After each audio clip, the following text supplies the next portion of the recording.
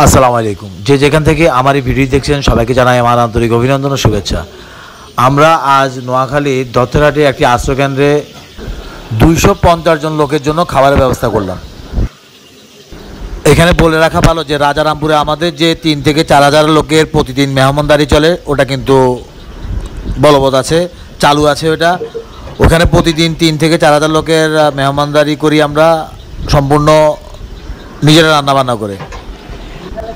আর এখন যে ভিডিওটি দেখছেন সেটা হচ্ছে অন্য আরেকটি মেহমানখানার। এখানে বন্যায় দুর্গত প্রায় 250 জন লোক আশ্রয় নিয়েছে একটি নবনির্মিত বিল্ডিংয়ে। ওইখানে তাদের জন্য আমরা এলাকার লোকজন এবং আমরা মিলে প্রতিদিন তাদের খাওয়ার ব্যবস্থা করেছি। এক এক দিন এক একজন এটার ব্যবস্থা দায়িত্ব গ্রহণ করে তাদেরকে খাওয়ানোর।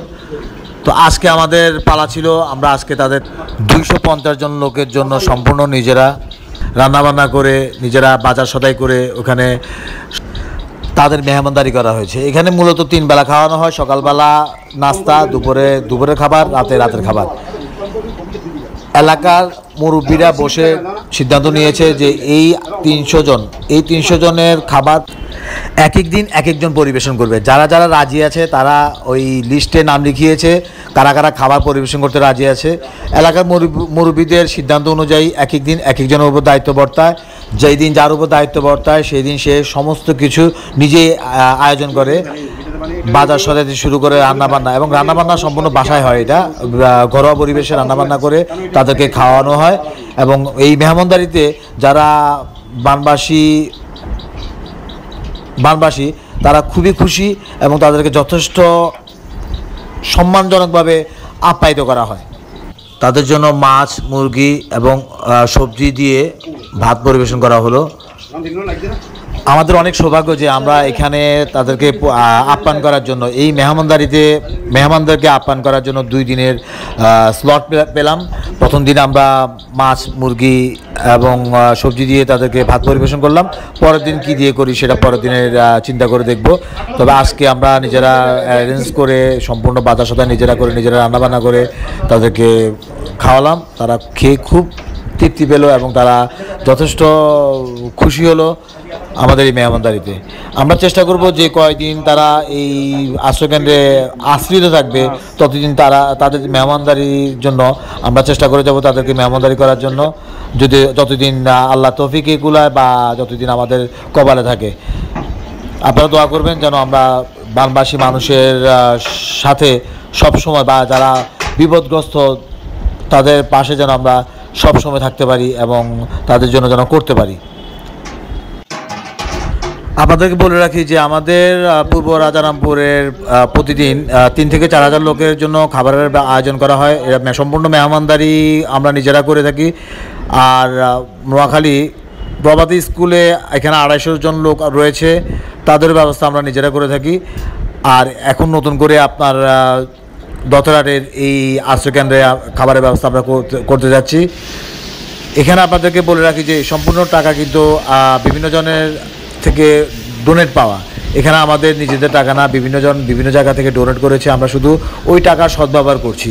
আমরা সেই টাকাকে উপযুক্ত জায়গায়, উপযুক্ত খাতে আমরা খরচ করছি এবং প্রত্যেকটা টাকার পাই টু পাই হিসাব রাখা হচ্ছে।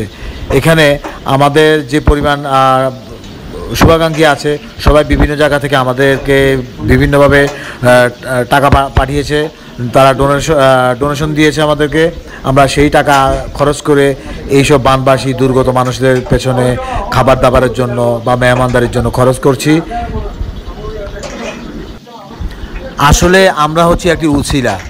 আমাদের মাধ্যমে আল্লাহর নেককার বান্দাদের, বা যারা মনে মনে আশা করেছেন যে এই বন্যা দুর্গত বা বানবাসী লোকদের জন্য কিছু করবেন, তারা হয়তো নিজেরা এসে সময় দিতে পারেননি বা তাদের পক্ষে সম্ভব না। তারা বিভিন্ন জায়গা থাকেন, দূর দূরান্ত থেকে, এমনকি দেশের বাইরে থেকেও অনেকে আমাদের কাছে টাকা পাঠিয়েছেন। আমরা তাদের টাকা খরচ করে এই বানবাসী মেহমানদেরকে আমরা মেহমানদারি করে যাচ্ছি। এখানে আসলে গর্ব করার কিছু নেই বা এখানে দেখানোর কিছু নেই।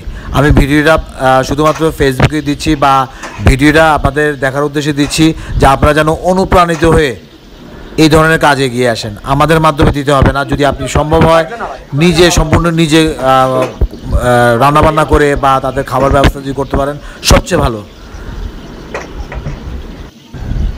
আপনাদের জন্য একটি কথা বলে রাখি যে আমাদের এই মেহমানদারির কাজে যতজন লোক আমরা নিয়োজিত আছি, কেউ এখান থেকে কোনো একটি পয়সাও আমরা খাচ্ছি না। আমরা সবাই স্বেচ্ছায় আমরা এই মেহমানদারি কাজ করে যাচ্ছি এবং আমাদের সাথে যারা আছে সবাই স্বেচ্ছায় কাজ করে যাচ্ছে।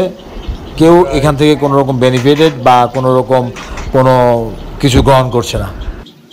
আমি সবাইকে ধন্যবাদ জানাতে চাই যে আমাদের এই কাজে যারা আমাদেরকে সহায়তা করেছেন বা যারা আমাদের পাশে ছিলেন বা যারা স্বেচ্ছাশ্রম দিয়ে যাচ্ছেন, তাদের কাছে আমি ব্যক্তিগতভাবে কৃতজ্ঞ এবং আমি আশা করব আপনারা সবসময় এই ধরনের কাজে এগিয়ে আসবেন।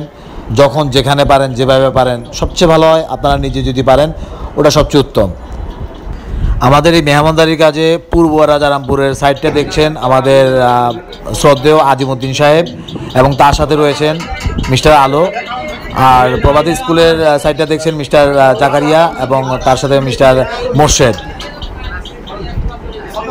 আর এই দতেরার মেহমানখানার জন্য দায়িত্বে আছেন মিস্টার সাজ্জাদ এবং মিস্টার সজীব। ধন্যবাদ সবাইকে। আসসালামু আলাইকুম।